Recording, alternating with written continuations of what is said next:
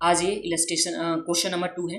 ये question number 2 में आ जाइए, जो प्रैक्टिकल क्वेश्चन का पार्ट है। इसमें क्या दे रखा हुआ है, following information have been retrieved from the finance department of the crop finance limited related to the project XYZ। तो 3 प्रोजेक्ट दे रखा हुआ है, तीनों प्रोजेक्ट का हम लोग को दे रखा हुआ इन्फॉर्मेशन, जिसमें नेट कैश आउटले जो प्रोजेक्ट X के लिए, Y के लिए, Z के लिए हम लोग को तीनों ही केस में दे रखा हुआ है। तो ये हम लोग का कैश आउटफ्लो हो गया। उसके बाद सम्स में क्या दे रखा हुआ है, तो यहाँ पे प्रोजेक्ट लाइफ दे रखा हुआ है तीनों ही प्रोजेक्ट का, X का, Y का, Z का, जो 5 साल करके हैं। फिर एनुअल कैश इनफ्लो है, फिर कोएफिशिएंट ऑफ वेरिएशन है दे रखा हुआ है। कोएफिशिएंट ऑफ वेरिएशन के लिए फॉर्मूला क्या होता था, तो स्टैंडर्ड डेविएशन डिवाइड बाय हम लोग क्या करते थे, तो वहाँ पे एक्सपेक्टेड वैल्यू था। हाँ, एक्सपेक्टेड वैल्यू और एक्सपेक्टेड नेट कैश फ्लो ये हम लोग करते थे। आगे सम्स में क्या है, you are required to determine the risk adjusted net present value. तो हम लोग को रिस्क एडजस्टमेंट करने के बाद नेट प्रेजेंट वैल्यू निकालना है। तो risk adjusted net present value हम लोग पढ़ चुके थे। एक उसमें रिस्क प्रीमियम होता था और एक होता था रिस्क फ्री रेट, तो उस तरह से हम लोग पढ़ चुके थे, वही वाला। आगे, of the project considering that the company select risk adjustment rate of discount on the basis of coefficient of variation. तो यहाँ पे कंपनी कोएफिशिएंट ऑफ वेरिएशन के हिसाब से यहाँ पे risk adjusted discounted company consider करती है। तो देखिए, सबसे पहले एक्स प्रोजेक्ट के लिए कोएफिशिएंट ऑफ वेरिएशन कितना दे रखा हुआ है हम लोग को, एक्स प्रोजेक्ट के लिए कोएफिशिएंट ऑफ वेरिएशन कितना दे रखा हुआ है, 2 दे रखा हुआ है। तो जिसका कोएफिशिएंट ऑफ वेरिएंस 2 है और उसके सामने जो रेट होगा वही रेट यहाँ पे कंसीडर किया जाएगा। तो देखिए, सम्स में है कोएफिशिएंट ऑफ वेरिएशन दे रखा हुआ है, फिर रिस्क एडजस्टेड रेट है, और उसके बाद पीवी फैक्टर इसका 1 से लेकर के 5th ईयर तक का। तो 1 से लेकर के 5th ईयर का इस प्रोजेक्ट का भी लाइफ कितना है, तो 5th ईयर करके दे रखा हुआ है, और 5th ईयर इस प्रोजेक्ट का लाइफ भी है। तो इस केस में देखिए, कोएफिशिएंट ऑफ वेरिएशन जिस टाइम में 0.0 होगा, उसके बाद 0.4, 0.8, 1.2, 1.6 और 2 है, और उसके बाद 2 से ज़्यादा रहेगा, मोर देन 2 रहेगा, तो उस केस में रिस्क एडजस्टेड फैक्टर रेट हम लोग को दे रखा हुआ है, risk adjusted rate of return. तो देखिए, प्रोजेक्ट एक्स के लिए कितना था, 2 था, प्रोजेक्ट एक्स के लिए कितना था, यहाँ 2 दे रखा हुआ है। तो 2 के सामने कौन सा रेट है, तो 2 के सामने 20% रेट है। तो हम लोग को 2 में जो प्रोजेक्ट एस होगा उसका रिस्क एडजस्टेड डिस्काउंट रेट कितना परसेंट लेना है, तो उस टाइम हम लोग को लेना है 20%। इसी तरह से देख लीजिए, प्रोजेक्ट y के लिए 0.8 है, तो 0.8 के सामने कौन सा रेट है, 12%। तो प्रोजेक्ट y के लिए हम लोग को लेना है ये, और प्रोजेक्ट x के लिए ये, और इसका जो डिस्काउंटिंग फैक्टर है वो हम लोग को कंसीडर करना है जब नेट प्रेजेंट वैल्यू निकालेंगे उस टाइम में। तो ये हो गया। इसी तरह से प्रोजेक्ट डिजायर का कितना 1.6 है, तो 1.6 के टाइम में रेट हम लोग को दे रखा है 16%, और इस टाइम हम लोग को इसका प्रेजेंट वैल्यू एन्युटी फैक्टर भी दे रखा हुआ है। तो चलिए बनाते हैं एनपीवी। ये बहुत ही सिंपल सम्स है, तो आ जाइए बनाते हैं। ये रहा हम लोग के पास इलस्ट्रेशन क्वेश्चन नंबर 2 है। तो ये लिखिए क्वेश्चन नंबर 2, बहुत ही सिंपल सम्स है, बस इसमें सिंपल रेट हम लोग को कंसीडर करना था। रेट के लिए कोएफिशिएंट ऑफ वेरिएशन दे रखा हुआ है, और उसके सामने जो रेट होगा वही कंसीडर हम लोग को करना है। तो अपना लिख दीजिए स्टेटमेंट वही calculation of net present value और जो भी प्रोजेक्ट है उस प्रोजेक्ट का। उसके बाद डायरेक्ट आप लोग स्टार्ट कर लीजिए बनाना।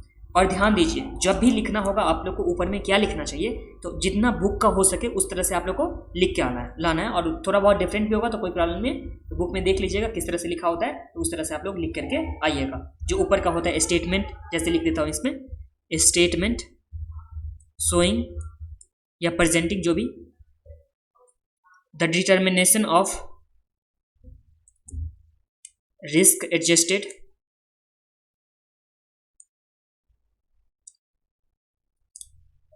NPV of project XYZ। तो इस तरह से तीनों ही प्रोजेक्ट का जो भी होगा एनपीवी और रिस्क एडजस्टेड के रेट के हिसाब से, तो ये हम लोग को बनाना है। तो चलिए बनाते हैं डायरेक्ट, इसे थोड़ा लंबा कर दीजिए। यहाँ पे प्रोजेक्ट सबसे पहले, तो प्रोजेक्ट हम लोग को कितना दे रखा है, 3 प्रोजेक्ट, एक एक्स हो गया, एक वाई हो गया, एक क्या हो गया, जेड हो गया। इसका कैश आउटफ्लो दे रखा हुआ है, तो यहाँ लिख देता हूँ कैश आउटफ्लो, जो कितना कितना दे रखा हुआ है XYZ का। यहाँ से लिख करके देख लीजिए, तो 42 लाख, 24 लाख और 20 लाख, 42 लाख, 24 लाख और यहाँ पे 20 लाख। तो ये हम लोग का क्या आ गया, नेट कैश आउटफ्लो आ गया। उसके बाद प्रोजेक्ट का लाइफ तो हम लोग को 5 ईयर का तो पता ही है, और कोएफिशिएंट ऑफ वेरिएशन कितना कितना दे रखा हुआ है, कैश इनफ्लो भी दे रखा है, प्लस कोएफिशिएंट ऑफ वेरिएशन भी दे रखा हुआ है। तो चलिए लिखते हैं पहले कोएफिशिएंट ऑफ वेरिएशन, जो दे रखा हुआ है 2 और दे रखा हुआ है 0.8 और दे रखा हुआ 1.6। यहाँ पे कैश इनफ्लो भी लिख देता हूँ। कैश इनफ्लो कितना कितना है, तो 14 लाख, ये रहा 14 लाख। उसके बाद है 8,40,000, तो यहाँ लिख दीजिए 8,40,000 और है 6 लाख। तो कैश इनफ्लो भी हम लोग का आ गया, कोएफिशिएंट ऑफ वेरिएशन भी आ गया। तो इसलिए रिस्क एडजस्टेड रेट कितना आ जाएगा, रिस्क एडजस्टेड डिस्काउंट रेट, तो ये हम लोग का 2 के सामने कितना था, तो 2 के सामने हम लोग का था 20%, तो x के लिए आ जाएगा 20%। फिर इसी तरह से y का आ जाएगा 12% और z का कितना है, तो 16%, यहाँ लिख दीजिए 16%। तो ये तो रेट हो गया। अब डिस्काउंटिंग फैक्टर कितना होगा, तो डिस्काउंटिंग फैक्टर जो हम लोग को दे रखा हुआ है, discounting factor present value of annuity factor, वो हम लोग ले लेंगे सम से। तो इसके सामने जो दे रखा हुआ था 20% के सामने है 2.990, तो यहाँ लिख दीजिए 2.990 और इसके सामने कितना था, तो 3.604, तो यहाँ लिख दीजिए 3.604 और इसके सामने कितना लिखा हुआ है, तो यहाँ पे है 3.274। तो देखिए डिस्काउंटिंग फैक्टर भी है, कैश इनफ्लो भी है और उसके बाद हम लोग को क्या दे रखा हुआ है, कैश आउटफ्लो भी दे रखा हुआ है। तो यहाँ पे डिस्काउंटिंग फैक्टर, इस डिस्काउंटिंग फैक्टर को अगर हम लोग मल्टीप्लाई करते हैं कैश इनफ्लो से, तो हम लोग का प्रेजेंट वैल्यू आ जाएगा, जो भी प्रेजेंट वैल्यू आ जाएगा, और उसमें से माइनस करेंगे cash present value of cash inflow आ जाएगा, और present value of cash inflow में से माइनस करेंगे आउटफ्लो, तो हम लोग को क्या आ जाएगा, एनपीवी आ जाएगा। तो चलिए मल्टीप्लाई करते हैं। तो ये लिखिए present value of cash inflow, ये कैसे आएगा, तो हम लोग को डिस्काउंटिंग फैक्टर को कैश इनफ्लो से हम लोग को मल्टीप्लाई करना होगा। तो चलिए मल्टीप्लाई करके लिखते हैं कितना कितना आता है। तो 14 लाख को मल्टीप्लाई कीजिए आप लोग 2.990 से, तो ये कितना आ गया 41,86,000। ये आ गया present value of cash inflow. इसमें से कैश आउटफ्लो जो हम लोग को दे रखा हुआ है, तो वो माइनस कर देंगे तो एनपीवी आ जाएगा ना, एनपीवी। तो यहाँ पे आउटफ्लो कितना दे रखा है 42 लाख, तो इसमें से 42 लाख माइनस कर दीजिए, तो ये एनपीवी हम लोग का आ जाता है 14,000 जो है निगेटिव में। तो ये आ गया आप लोग का फर्स्ट में एनपीवी एक्स, प्रोजेक्ट एक्स का एनपीवी निगेटिव में है, इसलिए इस प्रोजेक्ट को एक्सेप्ट नहीं करना चाहिए। ये समझ में आ गया ना एनपीवी कैसा है। तो यहाँ पे PV of cash inflow minus cash outflow, जो आउटले दे रखा हुआ था 42 लाख, वो माइनस करने के बाद इसी तरह से प्रोजेक्ट वाई का निकालिए आप लोग। तो 8,40,000 इंटू 3.604,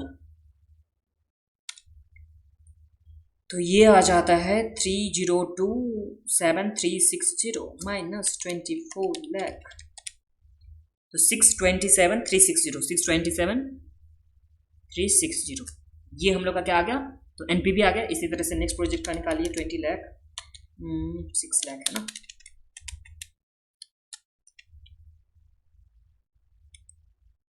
माइनस 20 लाख,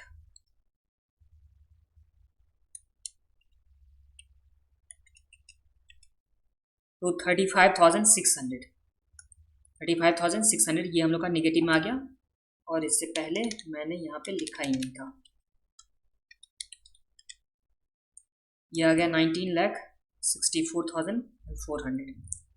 और इसी के साथ हम लोग का ये एनपीवी भी कंप्लीट हो गया, जो है एनपीवी निकालना था डिफरेंट केस में। सर्टेनिटी इक्विवेलेंट फैक्टर को कंसीडर करने के बाद हम लोग को निकल के आता था रिस्क एडजस्टेड रेट, और उस रिस्क एडजस्टेड रेट में हम लोग का डिस्काउंटिंग फैक्टर दे रखा हुआ था, प्रेजेंट वैल्यू एन्युटी फैक्टर, उससे मल्टीप्लाई करने के बाद हम लोग को कैश इनफ्लो आता था, उसमें से माइनस करने के बाद कैश, उसमें से कैश आउटफ्लो को माइनस करने के बाद नेट प्रेजेंट वैल्यू आता था। और इसी के साथ जिसका पॉजिटिव है, मतलब प्रोजेक्ट वाई का यहाँ पे पॉजिटिव दे रखा हुआ एनपीवी, जो ये रहा पॉजिटिव एनपीवी, तो इस प्रोजेक्ट को सिलेक्ट करना चाहिए, अदरवाइज बाकी प्रोजेक्ट को क्या करना चाहिए, तो रिजेक्ट करना चाहिए। और इसी के साथ क्वेश्चन नंबर 2 कंप्लीट होता है। नेक्स्ट वीडियो में क्वेश्चन नंबर 3